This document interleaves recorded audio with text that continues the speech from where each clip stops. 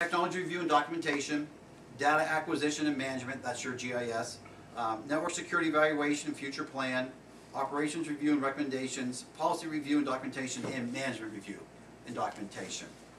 And make a long story short, what we've done to date is looked at all your technology, how everything works. We've looked at your 911 phone system. And part of this is looking at the feasibility of an alternate PSAP.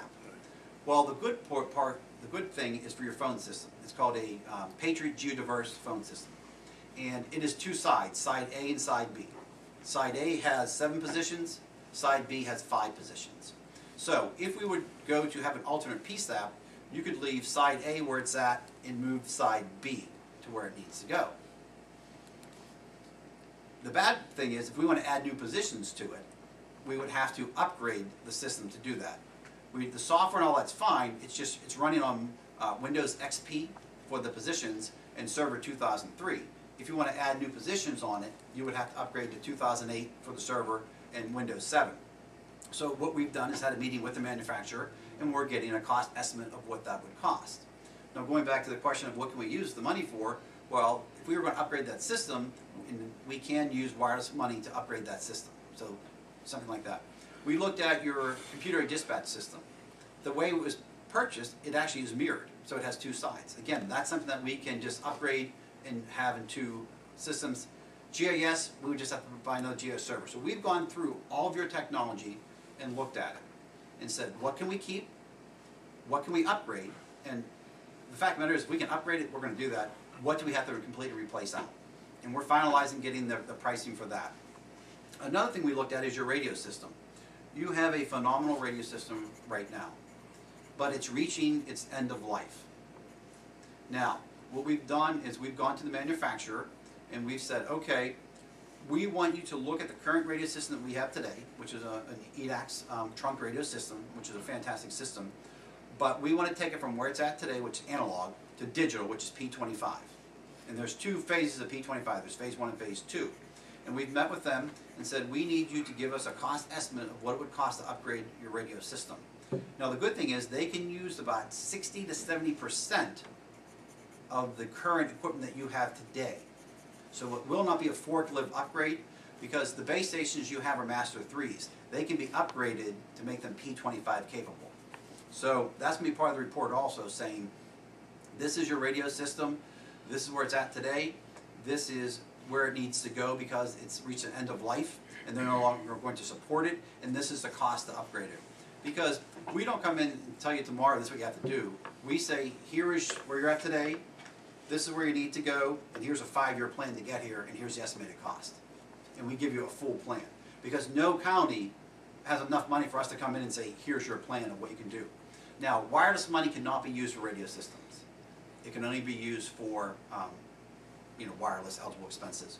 So we've gone through all your technology. We're now getting, of course, looked at it all. We're getting pricing for what it would cost to upgrade it. And that's currently here and also for an alternate PSAP. Now, and that's something that we're going to mention in our report, is that you can use wireless money to upgrade anything you want at the current center. It cannot be used for an alternate PSAP. The way the law is written, they will not allow you to use wireline, wireless, or VoIP money for backup PSAPs. So that's something that we have to discuss when that time comes. But it can be used for your primary. If you decide that we want to make the alternate PSAP our primary PSAP, then funding can. To spend money to have an alternate PSAP that just sits there doesn't make any sense. But if you can use that alternate PSAP for overflow, when Hurricane Lee came through and they're getting 4,000 calls an hour, well, if we could actually man that PSAP and answer 911 calls and just calls out of there, we would. Another good thing is, if you look downstairs right now, it's really hard to train people. When you have 8 people working on the consoles and you have the EOC outside, there's really no place to train them. You could actually hire employees and do the didactic training, we'll say in a classroom there, and then do the actual on-the-job training where they could actually be working but in a quieter environment to train them, and then when they're ready, you bring them over to the PSAP. So we're going to come up with some solutions too. It doesn't cost any more money to do it that way, but we want to come up with some solutions. If we're actually going to have an alternate PSAP, let's use it for something we can actually use it for. But again, we're going to give you, I believe, 3 different options. Because, and I'm going to say these are 3 different ways we could do it, and then we'll do a presentation in a public forum with a PowerPoint and everything and go over it with you. Today's just I want to update you. But again, part of why we're here is we're looking for direction also, you know, because ultimately we work for the county and, you know, we're consultants and we can recommend things, but the three people sitting up there make the decisions. And if you do renovations, we'll say, I'm going to throw a number, 3,000 square feet. That renovations would cost you approximately $100 to $110 square foot.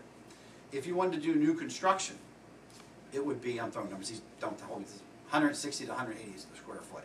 And then I do know that in the past that you had talked to North Londonderry Township about, I'm sorry, I apologize, yeah, North Londonderry. about possibly maybe them building a PSAP. So once we actually get the space requirements, you know, with your permission, we're actually going to meet with them and say, what would you guys charge a square foot? Sure. So that we can give you those options and bring the. How many places do you look at? 6 or 7 in the county, potentially. We have a couple places that we think, but again, the space survey will actually rule in and rule out places. Sure. So once the space survey is done, we'll say it's a great place, but it won't work because it won't fit. Yes. It does number things. It's how much space that we need for the 911 center. We had furniture vendors come in, and you know, we will have an idea of how many positions that we need for an alternate PSAP, and we'll say, give us a design of furniture for these positions. We take that furniture and we place it, and we know this is how many square feet we need for the 911 center. And the same thing is we're looking at downstairs, because it's kind of tight down there, with the furniture vendor saying, can you come up with any other ideas of how we can put 8 positions in here? And they'll give us CAD drawings, and then that'll tell us by, you know, county code and building code how much space we need for a 911 center. Building code, you need a certain amount in front of a console, behind a console, handicap accessibility. You know, I'm not an architect, but the architect does all that. But to answer your question, the answer is absolutely yes for parking. Because when you have an emergency operations center, or you have to activate it, or you have to activate the 911 center, or a alternate 911 center because of a major incident in the county, we need to make sure that we have adequate parking. It doesn't do any good to say we're going to activate the 911 center, the alternate PSAP, and there's no place for them to park. And so, yes, we look at all that, and it would be, you know, bathrooms, because if you have so many people, theoretically you should have so many bathrooms. If you have so many people, you should have so many parking spaces. So again, we look at all of that for you, Commissioner, absolutely. Thank you. Well, at Elk County 911, we built them a new 911 center and emergency operations center, but we did put continuity of government there. It's the highest place in Ridgeway. It's not going to flood. It's not in the floodplain, etc. One of the things that we're going to mention in our report is you're in the floodplain downstairs.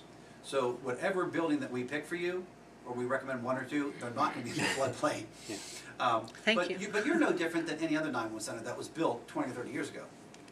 It's the same.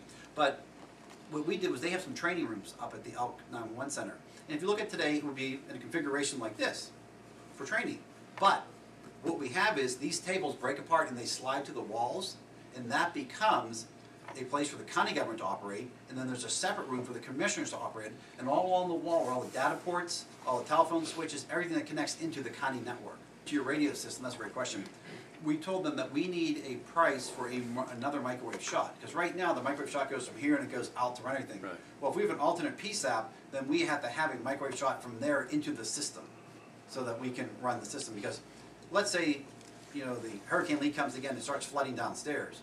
Well, and you would evacuate to the alternate PSAP, which is now running the county, you have to have connectivity to the whole system. And absolutely, that would be part of the pricing. Okay. Study. It was end of September, early October. I'd say let's look for, you know, October 15th. We interviewed, we interviewed a number of your police departments, your fire departments, and your EMS departments. A number? We did small, medium, and large. So that we talked to the very rural. Sample. We did the, you know, we'll call it suburban, and then we did the urban. Okay. And again, if someone is really offended they didn't interview, seriously, I will sit down and meet with them.